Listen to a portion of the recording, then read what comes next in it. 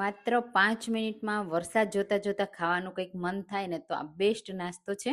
Hello friends, હું છું શીતલ. તમારું સ્વાગત છે મારા કિચનમાં. આજે આપણે એકદમ ટેસ્ટી રજવાડી સ્ટાઇલ મકાઈની ભેળ કે મકાઈની ચાટ બનાવીશું. એ પણ માત્ર 5 મિનિટમાં કુકરમાં રેડી થઈ જશે અને એટલી ટેસ્ટી લાગશે કે તમે એકલા જ આ ડીશ પૂરી કરી જશો. તો ચાલો બનાવી. એના માટે આપણે લેશું 2 મકાઈ.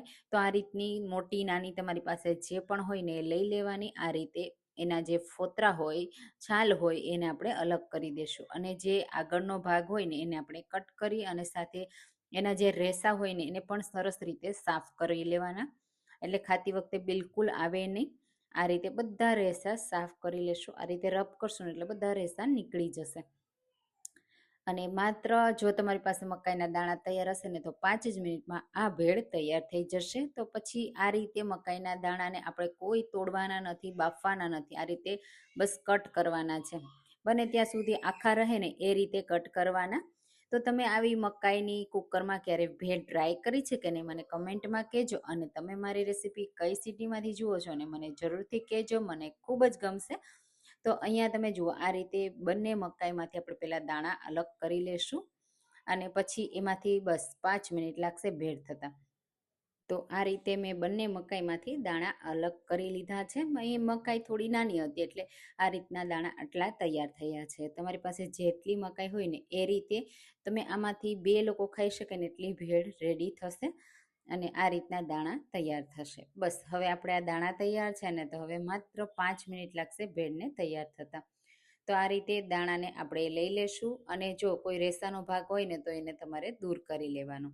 હવે કુકર લેશું અને એમાં એડ કરીશું 2 ચમચી તેલ, અથવા તો તમે ઘીમાં પણ બનાવી શકો છો. તેલ ગરમ થાય એટલે અડધી ટીસ્પૂન રાઈ, અડધી ટીસ્પૂન જીરું અને થોડી હિંગ એડ કરીશું. મીઠો લીમડો એડ કરી દઈશું, સાથે મરચાં એડ કરીશું અને આદુની પેસ્ટ એડ કરીશું. તો આદુને મેં ખમણ કરીને એડ કર્યું છે. સરસ એવું આદુને આપણે સરસ રોસ્ટ કરીશું, પછી એડ કરીશું મકાઈના દાણા. તો અહીંયા હું ડુંગળી એડ નથી કરતી. જો તમને ડુંગળીવાળી પસંદ હોય તો ડુંગળી એડ કરી શકો છો. આ રીતે બધા મકાઈના દાણાને એડ કરી દઈશું અને 1 જ મિનિટ માટે આપણે એને તેલ સાથે સાતળી લેશું. એટલે સરસ એવા ફૂલવા લાગશે અને ફ્લેવર પણ ખૂબ જ સરસ આવશે અને કૂક થતાં પણ વાર નહીં લાગે.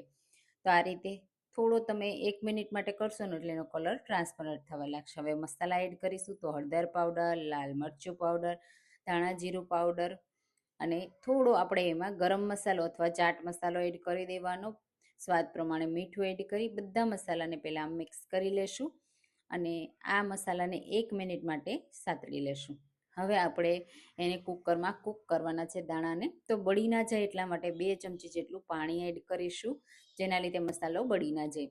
આ રીતે મિક્સ કરી દેશું અને હવે કુકરનું ઢાંકણ લગાવી, જો દાણા વધારે કડક હોય તો 2 વિસલ અને દાણા એકદમ સોફ્ટ અને કુમળા હોય તો માત્ર 1 વિસલ કરવાની.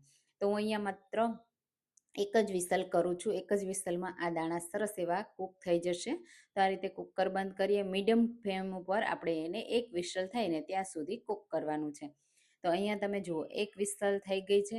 હવે આપણે ગેસની ફ્લેમ બંધ કરી દીધી અને હલકું આપણે એને ઠંડુ કરી લેશું.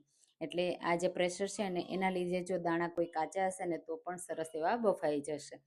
અને આ રીતે ખોલી લેશું. તમે જુઓ કેટલા સરસ એવી મકાઈ કૂક થઈ ગઈ.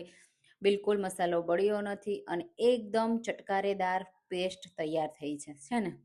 દાણા ચેક કરી લેવાના, જો કાચા હોય તો તમે વધારે કૂક કરી શકો છો, પણ આ દાણા બિલકુલ કાચા રહેશે જ નહીં.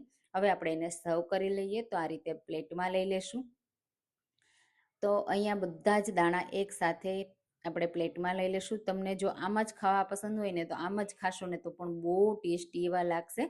આપણે થોડા એમાં મસાલા હજી એડ કરીશું. તો પહેલાં ખટ્ટો મીઠો સ્વાદ આપવા લીંબુનો રસ એડ કરી દઈશું અને ડુંગળી મેં પહેલાં નહોતી એડ કરી એટલે આ સમયે આપણે ડુંગળી એડ કરી દઈશું.